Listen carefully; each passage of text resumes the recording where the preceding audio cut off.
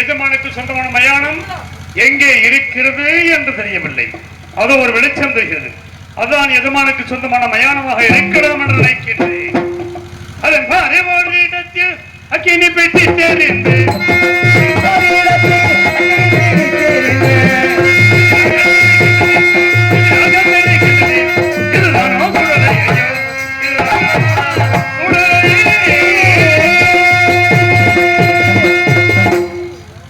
சிம்மாசனத்தில் அமர்ந்து 56 வருஷத்தையும் ஆட்சி புரிந்தனால் இன்று இந்த பலமற்ற பாடைக்கம்பில் அமர்ந்து இந்த மயானத்தை காக்கும் அளவுக்கு இறைவா, ஏன் எனக்கு இந்த நிலை? இறைவா, ஏன் எனக்கு இந்த நிலை? ஏன் எனக்கு இந்த நிலை? ஏன் எனக்கு இந்த நிலை?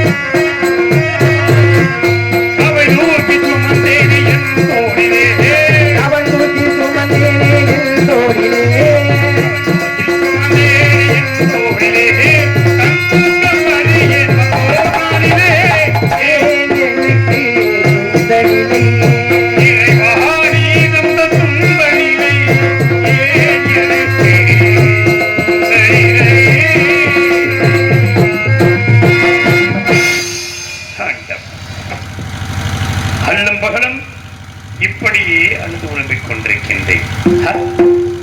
ஒவ்வொரு மனிதனும் உற்பத்தியாகும் பொழுது ஒரு சாணியிடம் உள்ளங்கை அகலம் 10 மாதம் பயணம் எனும் தூக்கத்திலே தூங்கி இந்த மண்ணுக்கு வருகிறான். வந்த பிறகு என்னவெல்லாம் ஆட்டம் அடிபட்டு இறுதியிலே இந்த மண்ணுக்கே வந்து இரையாகிறான். இப்பேற்பட்ட மனிதனின் வாழ்க்கை ஒரு சாணி இடத்துக்குள்ள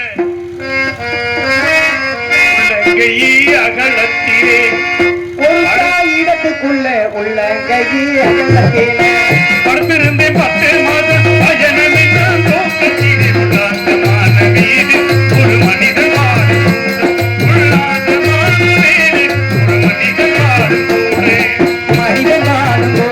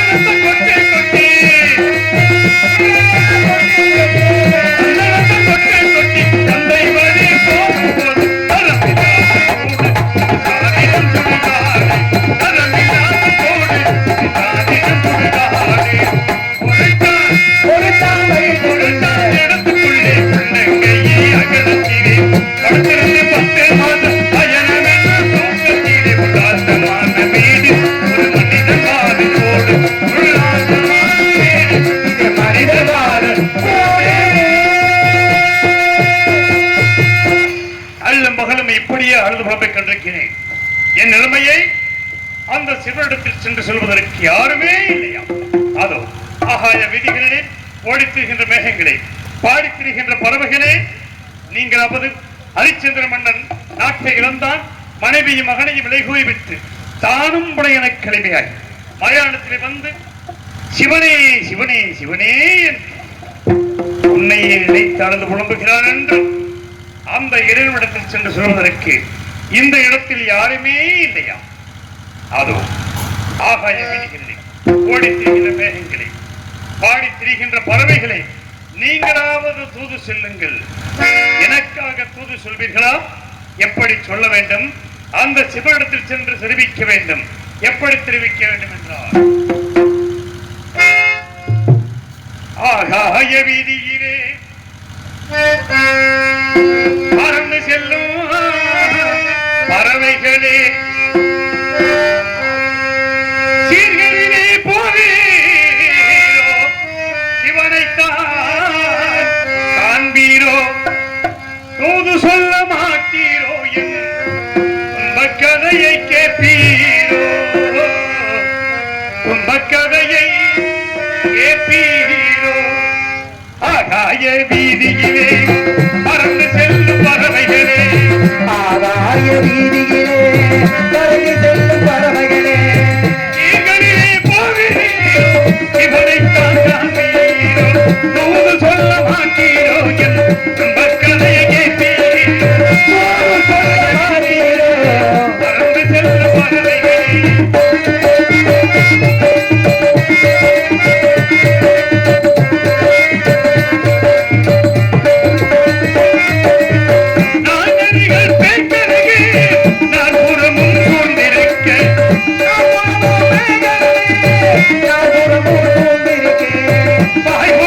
தனிமையே வருகிறேன் அடிமையே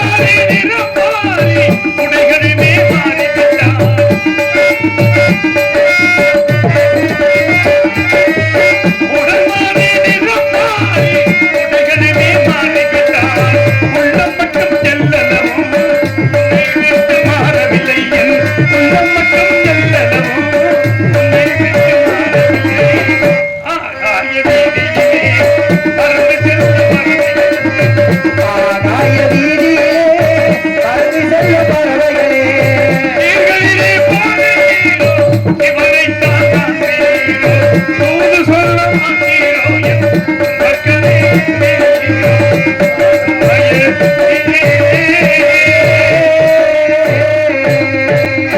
ஏதோ ஒரு சத்தம் கேட்கிறது. என்ன சத்தமாக இருக்கிறது? யார்? ஐயா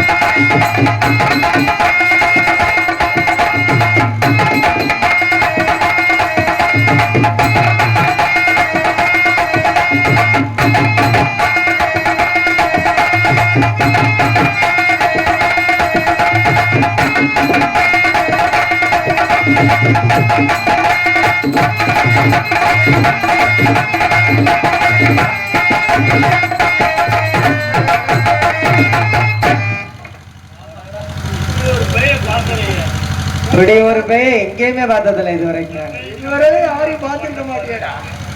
இது பழைய பேய்.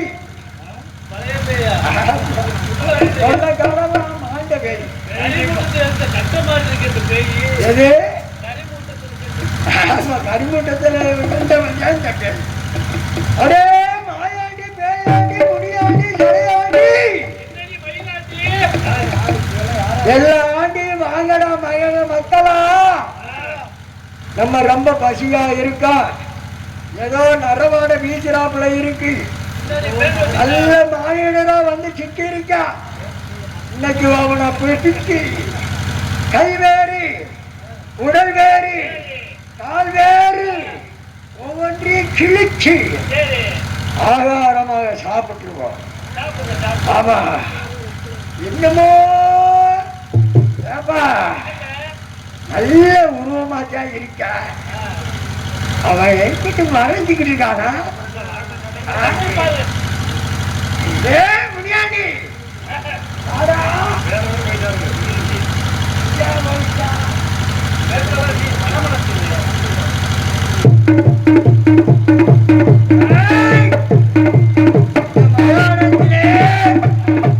நம்மளை கண்டவர்கள் எத்தனையோ பேர் பயந்து மிரண்டு ஓடி இருக்கிறார். ஆமா, நாங்கெல்லாம் அபாண்டமா செத்தவங்கடா.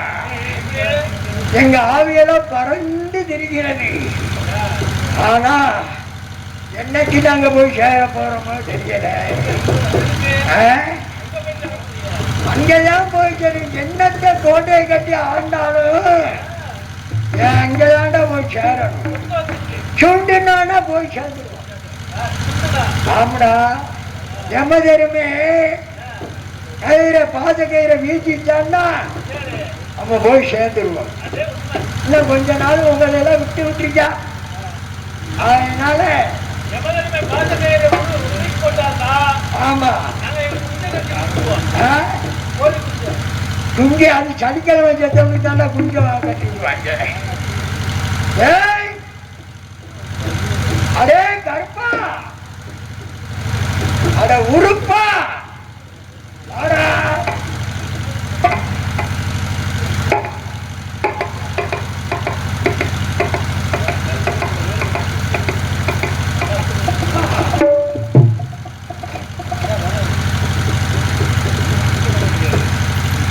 ஏ மக்களா, ஓடி வாங்கடா, ஓடி வாங்கடா. யாரை எதற்காக கூப்பிட்டாய்? எங்களை பார்த்தா தெரியல. பார்த்தால் எப்படி தெரியும்? யார் நீங்கள்? நாங்க இந்த சுடலையே பேயாக வாழ்கின்றோம் ஐயா, வாழ்கின்றோம். பேய்களா? ஆமா தங்களுக்கு என்ன வேண்டும்? ஐயா, என்ன வேண்டும்னா நாங்கெல்லாம் பட்டினியா பசியோடு பறந்து திரிகிறோம். இந்த மயானத்தில் யார் வந்தாலும் ஒரே முழுங்கா முழுங்கிடுவோம். அப்படியா?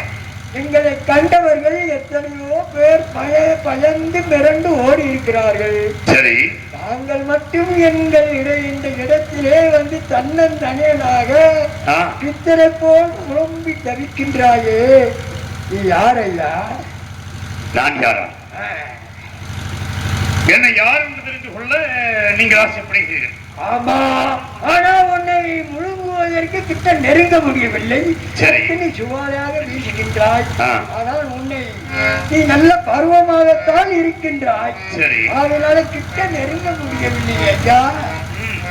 ஆனால் நாங்கள் ஏன் இந்த சுடலையில பேயாக வாழ்கின்றோம் தெரியுமா ஐயா?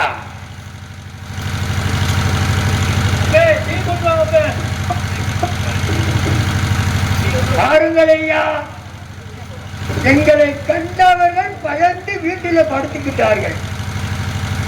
என்னமோ நெருங்க முடியவில்லை. நாங்கள் பல பாவங்கள் செய்தவர்கள்.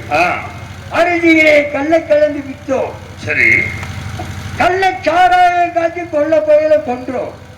நல்ல செயல். ஆமா, நல்ல வேலை. பல பொம்பளைகளை கற்பழிச்சு நாசமாக்கணும். அது வேற. அதனால சரி, பல கொடுமைகளை செய்ததுனாலேதான் சரி அவாண்ட சாவா சத்து இந்த பூமியிலே இல்லாம சரி ஆதாயத்திலே பறந்து எங்க ஆவிகள் தெரிகிறது ஐயா. நீங்கள் யார், எங்க விரந்து உங்க வரலாறு என்ன விவரமாக கூறும் ஐயா, கூறும்.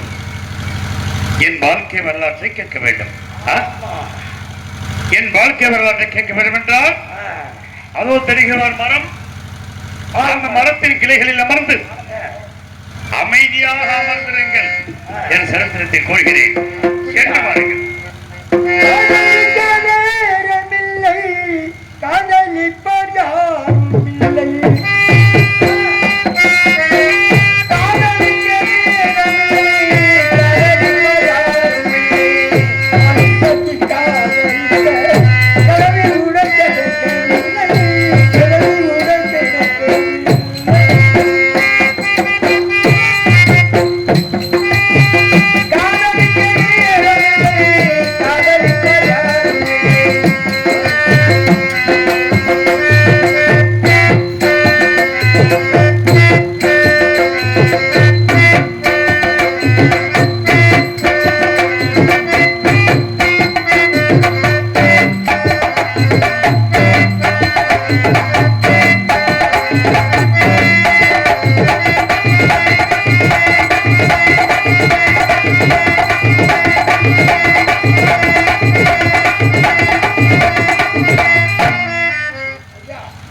கொஞ்ச நேரம் உன்னை கட்டி தழுவி கொஞ்சம் கொஞ்சி பலாய் உன்னோட உறவாடலாம் நினைக்கிறேன். அப்படி முயற்சித்துப்பா.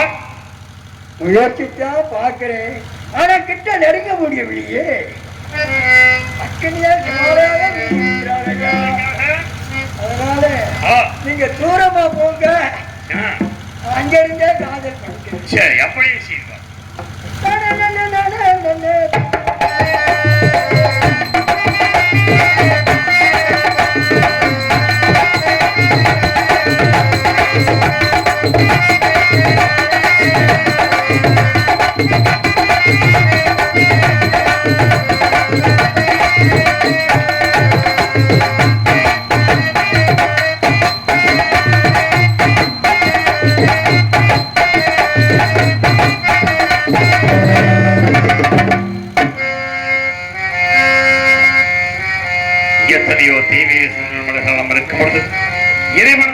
பேய்களை தென்கதையை கேட்க வைத்திருக்கிறான். பேய்களிடத்தில் தான் என் கதையை சொல்ல வேண்டும் என்று தெரியிருந்தால் அதையும் சொல்கிறேன். கவனமாக கேளுங்கள். பிறந்தது மண்மேல் இறப்பதற்கென்றே பேசிடும் பிறந்தது மண்மேல் இறப்பதற்கென்றே பேசிடும் பிறந்தது மண்மேல் இறப்பதற்கென்றே பேசிடும் தன்னோ புறந்தர சுகமும் துக்கத்துக்கு சூடனும் துக்கத்துக்கு சொல்லணும் கண்ணும் கண்டே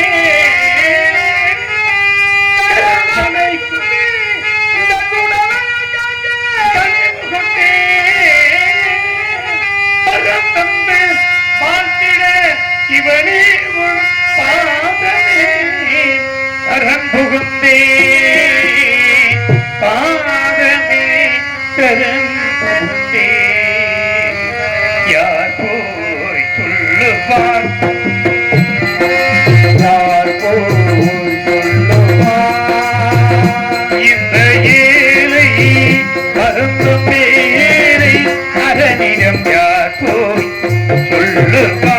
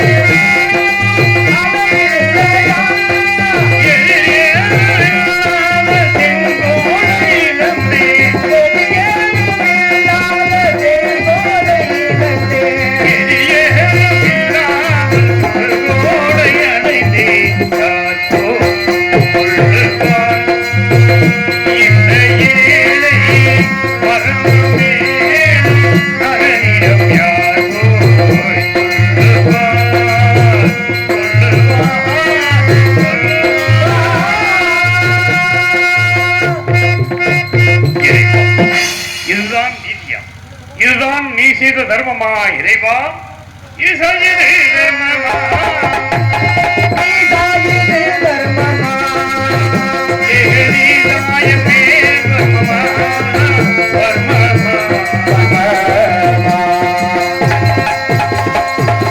ஆற்று வெள்ளம் மறுவிலும் மேசியர் வெள்ளம் ஒரு ஒன்றும் தந்திரப்புகளை சென்ற பெயர் வல்லல் வல்லுரைகள் மன்னர் மன்னரே எனது ராசாங்க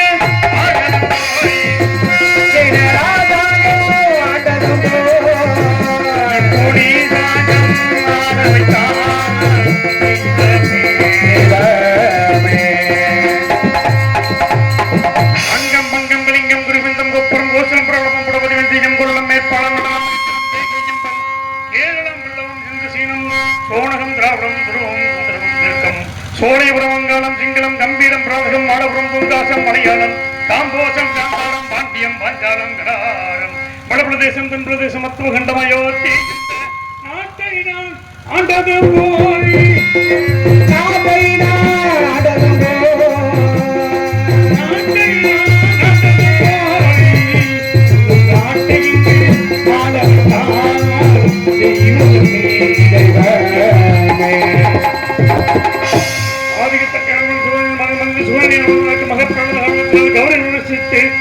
பெண்களை பெற்றெடுத்து அசிமணி பரணிகள் திகர உணவு படர்பூசம் பூசம் ஆயிரம் மகாபூர்வத்திரமஸ்தன் சித்திரை சுபாதி அனுசரம் கேட்டு மூணாம் புராணம் திருமணம் சுதையும் புரட்டாதி உத்திரட்டாதி ரேவதி என்று 27 பெண்களுக்கு நாமமிட்டு நான் ஒரு வெளியும் பொழுது வண்ணமாக வளர்த்து எனக்கு மக்களுக்கு தக்க பிராயம் வந்தவுடனே 16 சந்திரனை அழைத்து 27 மாதங்களை மனம் செய்து கொடுத்து ஏகபோகமாக எதிர் நடத்த கருது என்று சந்திர மண்டலம் அனுப்பி வைத்தார்.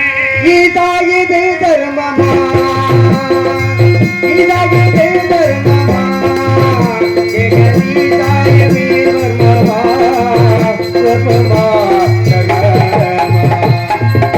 சந்திரனை இருப்பிடம் சென்றவுடனே அழகிலே சிறந்த மாத்திரம் மின்பட்டு வாழ்ந்த நாள் மற்ற 26 மாதங்கள் மனம் மருந்தி தந்தையாகிய தக்கனத்தில் வந்து வருகிற தக்கனுக்கு கோபம் வந்து அப்படியா செய்தால் இப்பொழுது பூரக்கலைகளையும் ஈனமாக போகட்டும் என்று சாபமிட்டார்.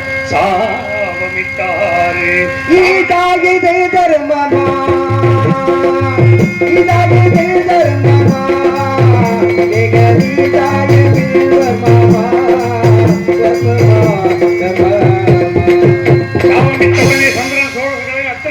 இருளில் மூழ்கினான். இருள் கண்ட மாதர்கள் மனம் மருந்தி சந்தேக தக்கணத்தில் வந்து என் நாயகனுக்கு வந்த விபத்துகளை போக்குங்கள் என்று சொல்ல மக்கள் மீது இரக்கம் கொண்டு மீண்டும் சந்திரனை அழைத்து ஒரு பக்கம் கலிகள் தேயவும் மறுபக்கம் கலிகள் வளரவும் என்று சாப விமோச்சனம் கொடுத்து சந்திர மண்டலம் அனுப்பி வைத்தார். சாபமிட்ட காரணத்தினால் பூலோகத்தில் 12 ஆண்டுகள் மழையில்லாமல் வெப்பம் அதிகரித்து சந்திர மண்டலத்தை அளாத சந்திரன் சகிக்காது எங்கும் நீராடகரம் இல்லாதால் தன் பத்திரிமார்களை 27 பெருமளித்து வந்து அந்த குளத்திலே நீராடி சந்திர மண்டலம் சென்றார்கள். கீதாயிதே தர்மமா கீதாயிதே தர்மமா ஜெகதீதாய வீர்வர்மமா வர்மமா மறுநாள் காலையில் கௌதம திருக்குளத்திற்கு வந்து பார்க்கும் பொழுது அங்கே கனிந்த புஷ்பங்களும் முதிர்ந்தோமங்களும் நீர் அனைத்து மஞ்சள் நிறமாக இருப்பதை பார்த்து கோபமுற்று இந்த திருக்குளத்தில் ஆண்கள் நீராடினால் பெண்களாகவும் பெண்கள் நீராடினால் ஆண்களாகவும் போகிறது என்று சாபமிட்டார். சாபத்தை அறியாத சந்திரன் மறுநாள் காலையில் தன் பத்திரிமார்கள் 27 உழைத்து வந்திருந்த குளத்தின் கரையில் நிறுத்திவிட்டு முதலில் தான் மட்டும் இறங்கி நீராடி மூழ்கி எழுந்தான். மூழ்கி எழுந்த சந்திரன் அழகிய பெண்ணுருவாக மாறி கரைக்கு வர பெண்கள் கண்டு மனம் மருந்தி ஸ்ரீமன் நாராயணன் நோக்கி தவம் செய்ய தவத்திற்கு மகா ஆவேசமானவங்க வந்து பெண்ணுருவா என்று சந்திரனை பார்த்து அவனிடத்தில் கொஞ்சி பேசி மறைமுகமான சோலை வனத்தில் அழைத்து போய் கூட மகா பாதகனாகிய நான் குழந்தையாகி என்னை கரையிலே கிளத்திவிட்டு பெண்ணுருவாய் என்ற சந்திரனை மீண்டும் திருக்குளத்தில் மூழ்கும்படி செய்து சுய உருவை கொடுத்து சந்திர மண்டலம் அனுப்பி வைத்தார்.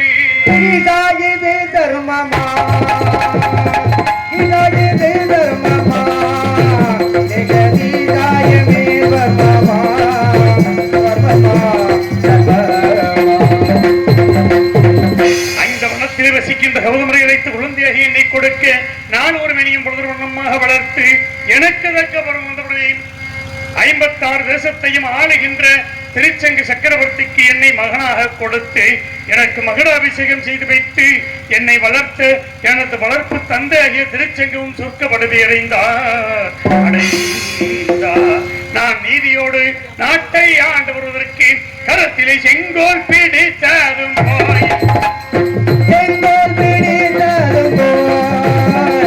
சுடுகோல் பிடிக்க வைத்தாய் தெய்வமே நான் நீதியோடு நாட்டை ஆண்டவர்களே 2 யாத்திரைவாசிகள் வந்தார்கள். எங்கெங்கு சென்றீர்கள் என்ன விசேஷம் கண்டு கேட்டேன். கண்ணம்மா அவர்களே மதுரையின் மகள் சந்திரமதி மாலை சுடுமங்கையான சொல்ல அதே சமயம் சுயவரபோடையும் வந்து சேர்ந்தது. உடனே ரதத்தை சுத்தப்படுத்தி கண்ணம்மா அவரை புறப்பட்டு சென்று எனக்குரிய ஆசனத்தில் அமர்ந்திருந்து சந்திரமதியானவளை ரதத்தில் மாலை ஏந்தி என் முன் நோக்கி வர அவர் கழுத்தில் மாங்கல்யம் பலீர் பலீர் பலீர் என்று எனக்கு கோபம் வந்து மதிதைய மன்னனை அழைத்து ஏற்கனவே திருமணம் முடித்துக் கொடுத்த எம்மாதைக்கு மீண்டும் சுயவரம் வைத்திருப்பது எங்களை எல்லாம் அவமானப்படுத்தவா என்று கேட்க, உடனே மதிதிய மன்னன் மற்ற தேசத்தரசர்களை பார்த்து, இந்த ஹரிச்சந்திர மன்னன் என் மகள்களுக்கு மாங்கல்யம் இருப்பதாக கூறுகின்றானே, உங்களுக்கெல்லாம் தெரிகிறதா என கேட்க, மற்ற தேசத்தரசர்கள் எல்லாம் என்னை பார்த்து நகைத்தார்கள். ஆகாயத்தை நோக்கி அசிரி தோன்றி, அடே ஹரிச்சந்திரா, இப்படி பிறக்கும் பொழுது மாங்கல்யத்தோடு பிறந்தவள், இந்த மாங்கல்யம் யாருடைய கண்களுக்கு பொன்னுருவாக தெரிகிறதோ அவன்தான் இவனை மணக்கத்தகுந்தவன். இது உன்னுடைய கண்களுக்கு பொன்னுருவாக தெரிந்தபடியினால் நீயே மனம் செய்து கொள், சந்தேகப்பட வேண்டாம் என்று சொல்ல, நான் ஆனந்த சந்தோஷத்தோடு சந்திரமதிய மாலை சூடி கோசலை நாட்டுக்கு அழைத்து சென்று நாங்கள் சந்தோஷமாக வாழ்ந்த காலத்தில் எனக்கு ஆண்மகனை பெற்றெடுத்தார். ஆண்மகன் பிறந்து விட்டான மகிழ்ச்சியில் 7 நாட்கள் களஞ்சியத்தை திறந்து வைத்து அள்ளி செல்லுங்கள் செல்லுங்கள் என்று சொல்லி மேலும் வேதவராயன் என்ற போதி நான் பெற்ற மகனுக்கு லோகிதாசன் தேவதாசன் என்று பெயரிட்டு அழைத்த புத்திரனை மறந்தேன்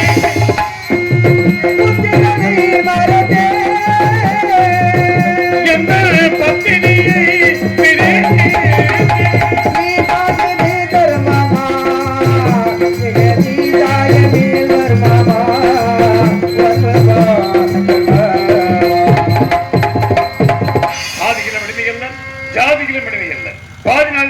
மயானத்திலே வந்து வருகை வைக்க முடியும் கொடுத்து விட்டாயே இறைவா.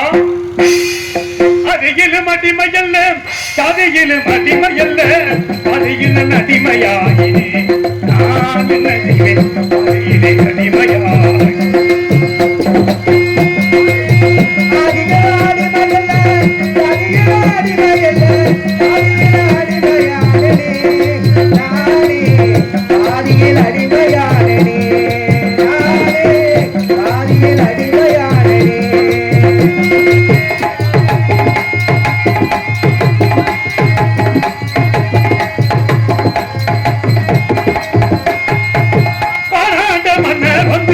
படித்தடிமை செய்ததும்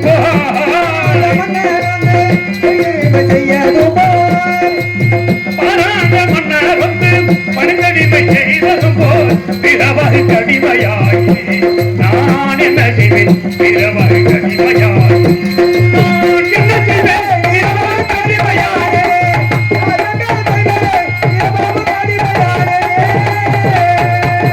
ஒட்டகங்கள் மீதில் ஏறி பட்டணங்கள் சுற்றி வந்தேன்,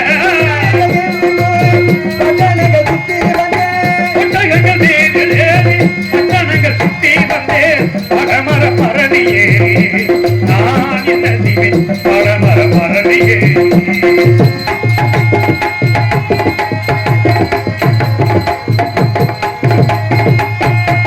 வெள்ளி பணம் கேட்டவர்க்கு அள்ளி எள்ளி கொடுத்தகையால் காசு வாங்கலாய் நான் என்ன செய்வேன், காசு வாங்கலாய்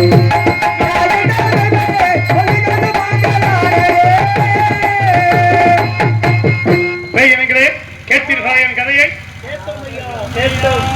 நாங்கள் வாழ்க்கை வரலாறை கேட்டவுடன் பேய்களாக தெரிஞ்ச நாங்கள் சொற்கோலோக பதவி அடைந்து விட்டோம் ஐயா. தாங்கள் கொண்ட சத்தியம் வாழ்க, கீர்த்தி ஓங்குக, சத்தியம் வாழ்க, கீர்த்தி ஓங்குக. என்ற இடத்திற்கு வந்தவுடன் எனது அன்பு சத்தியகீர்த்தி மறந்து விட்டேன் இறைவா. சத்தியகீர்த்தி எப்படி காணப்போகிறேன் இறைவா, எப்படி காணப்போகிறேன் நெஞ்சினி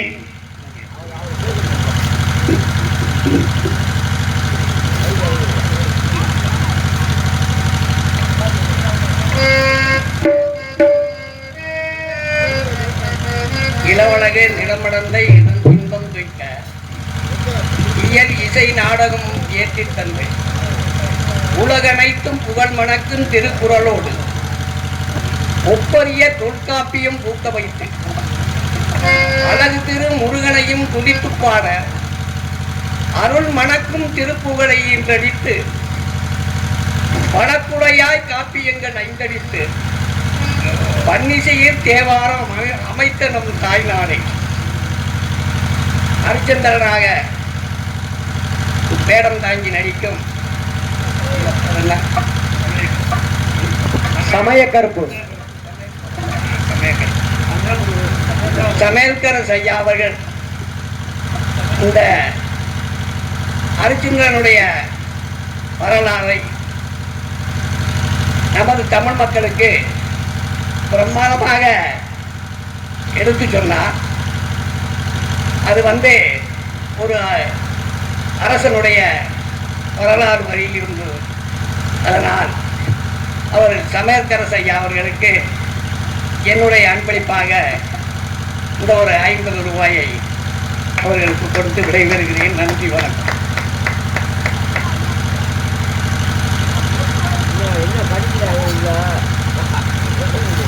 அன்பளித்து கூறப்படுத்திய அன்பையா அவர்களுக்கு நெஞ்சாத நன்றி. நன்றி கலந்த வணக்கம். நினைவு முகம் நினைவிலும் தெரிவது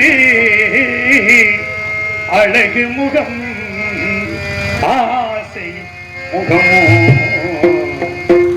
நெஞ்சினிலே நினைவு முகம் நினைவிலும் தெரிவது அழகு முகம் ஆசை முகம் நெஞ்சினிலே நினைவு முகம் ஆசை முகமோ அழகு முகம் நினைவு முகம்